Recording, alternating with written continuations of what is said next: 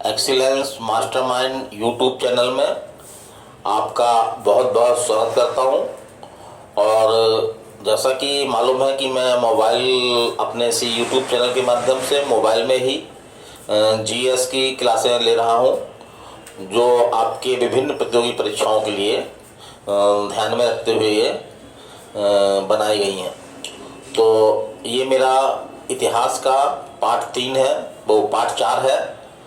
तो इसमें मैं मुख्य रूप से आपका जो मगध साम्राज्य जो वर्तमान में बिहार का क्षेत्र था, तो वहाँ पर विभिन्न वंशों ने शासन किया, उन वंशों के बारे में बहुत डिटेल तो नहीं जाऊँगा, लेकिन हाँ उतने फैक्ट बताऊँगा जितना एग्ज़ाम की दृष्टि से उपयोगी और लाभकारी है।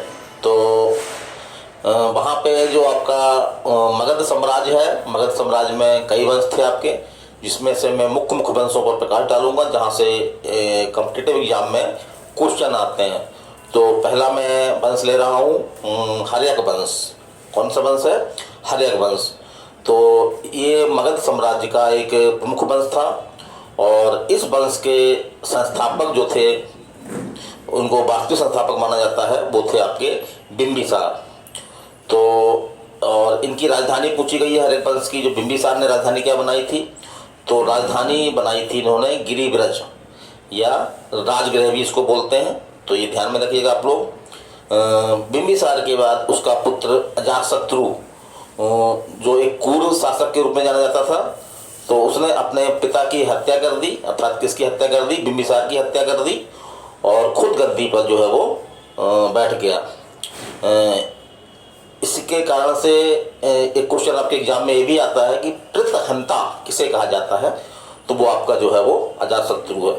और कुछ चीज़ें और इसके बारे में इम्पोर्टेंट है, जैसे कि बौद्ध धर्म की जो प्रथम संगति हुई थी, प्रथम सभा हुई थी, तो वो इसी के शासनकाल में हुई थी, है ना। और इसके बाद जो है इसका पुत्र उदयन जो है वो शासक बना। तो इसने ठीक वही किया जो आपके अजातशत्रु ने अपने पिता की हत्या की थी। तो उदयन ने भी जो है अपने पिता की हत्या कर दी और गद्दी पर बैठ गया। और इसके बारे में एक बहुत क्वेश्चन एग्जाम में आया हुआ है कि जो बिहार का पटना है, इसका पुराना नाम है पाटलिपुत्र। तो इस नगर को किसने बसाया था? तो इस नगर को ये हर्यक वंश का जो अंतिम शासक भी था, ये अजात जो उदयन, ये ध्यान रखिएगा नाम, उदयन ने जो है वो पटना या पाटलिपुत्र नगर की स्थापना की थी। और हर्यक वंश का अंतिम शासक अगर आपसे पूछा जाता है तो आपका कौन था? उदयन ही था। तो ठीक है, अगला वंश हम ले रहे हैं आपका शिशुनाग वंश। तो शिशुनाग जो हर्यक वंश में ही एक सेनापति हुआ करता था, उसने जो है वो शिशुनाग वंश की स्थापना की। और शिशुनाग वंश का सबसे प्रतापी शासक जो एग्जाम में पूछा गया है कि सबसे प्रतापी शासक कौन है, तो वो है आपका कालाशोक। तो इसको याद रखिएगा कि आपके शिशुनाग वंश का सबसे प्रतापी शासक जो था वो था आपका कालाशोक, जिसके समय जो है वो बौद्ध धर्म की दूसरी महासभा हुई।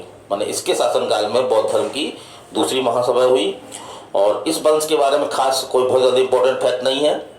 और इस वंश का अंतिम शासक एग्जामों में पूछा गया है, तो वो था आपका नागदशक। ठीक है, इसको याद रखिएगा कि शिशुनाग वंश का अंतिम शासक जो था वो था आपका नागदशक। तो चलिए हम तीसरे और सबसे अंतिम वंश की ओर चलते हैं। उस वंश का नाम है आपका नंद वंश। तो नंद वंश जो है मगध साम्राज्य का जो है ये अंतिम वंश कहा जाता है। ये कई एग्जामों में क्वेश्चन आया आपके कि नंद वंश का वो नंद क्या वो मगध साम्राज्य का अंतिम वंश कौन था, तो वो था आपका नंद वंश। और नंद वंश, अब इसका संस्थापक भी इम्पोर्टेंट है। तो नंद वंश का संस्थापक जो है वो किसको माना जाता है, तो वो है आपका महापद्म नंद। तो याद रखिएगा इसको कि नंद वंश का संस्थापक कौन था? महापद्म नंद। और इस वंश का अंतिम शासक जो था वो था आपका धनानंद, जो एक इतिहासकार बताते हैं कि एक बहुत क्रूर शासक था और जनता में इसके प्रति काफ़ी असंतोष था और काफ़ी घमंड भी था इसके अंदर। तो एक घटना के दौरान इसने चाणक्य, जिसको अपन कौटिल्य या विष्णुगुप्त भी बोलते हैं, तो उनकी मानहानि कर दी थी। उनको कुछ अपशब्द बोल दिए थे, जिसके परिणाम स्वरूप चाणक्य ने जो है ये कसम खाई थी कि जब तक मैं नंद वंश को खत्म नहीं कर दूंगा, नष्ट नहीं कर दूंगा, तब तक मैं चैन से नहीं बैठूंगा, है ना। तो हुआ भी ऐसा। चाणक्य ने जो है वो आपके चंद्रगुप्त मौर्य की सहायता से नंद वंश को समाप्त किया, और चंद्रगुप्त मौर्य ने जो है वो नंद वंश के अंतिम शासक धनानंद को मार करके और नंद वंश को समाप्त करके मौर्य वंश की स्थापना की। तो इतना ध्यान रखिएगा। ये एमपी पुलिस में क्वेश्चन आया आपका कि चंद्रगुप्त मौर्य ने किस राजा को मार करके मौर्य वंश की स्थापना की थी, तो वो है आपका धनानंद। चलिए, ये तो आपका मगध साम्राज्य खत्म हो गया। इसी दौरान आपका जो है वो एक आक्रमणकारी, जिसको अपन जानते हैं, बहुत अच्छे से जानते हैं, सिकंदर महान। तो इससे भी आपके एग्जाम में क्वेश्चन आते हैं, तो मैं थोड़ा सा उन महत्वपूर्ण तथ्यों पर भी प्रकाश डाल दूं।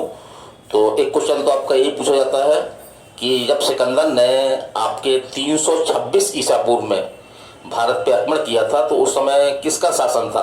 तो उस समय जो है वो धनानंद का शासन था। तो याद रखिएगा कि सिकंदर के आक्रमण के समय जो है किसका शासन था? तो धनानंद का शासन था। या सिकंदर ने भारत पे आक्रमण कब किया? तो 326 ईसा पूर्व। यहाँ ध्यान रखिएगा, ईसा पूर्व, ईस्वी नहीं है ये, है ना, ईसा पूर्व।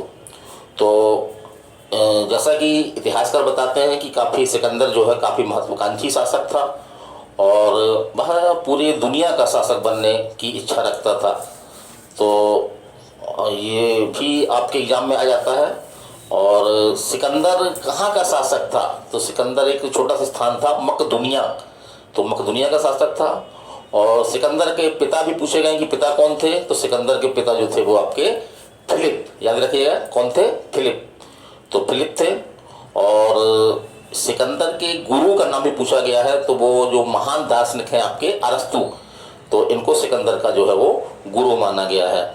अब सिकंदर ने भारत पे जो है वो कई युद्ध किए, और कई युद्ध उसने जीते भी, लेकिन उसका एक महत्वपूर्ण युद्ध जो कंपटीशन एग्जाम में भी आता है वो है आपका बीतस्ता, या इसका एक नाम और है हाइडेड स्पीच या बितस्ता। दोनों एक ही युद्ध के दो नाम हैं। तो ये परीक्षा में आपके आया है। तो ये बहुत महत्वपूर्ण था। ये युद्ध जो है वो पंजाब के शासक राजा पोरस के बीच में हुआ था, और इस युद्ध के बारे में इतिहास में काफ़ी डिटेल मिलता है। जो राजा पोरस था उस समय का शक्तिशाली शासक था, और करीब 1 लाख से अधिक उसके पास जो है वो सेना थी।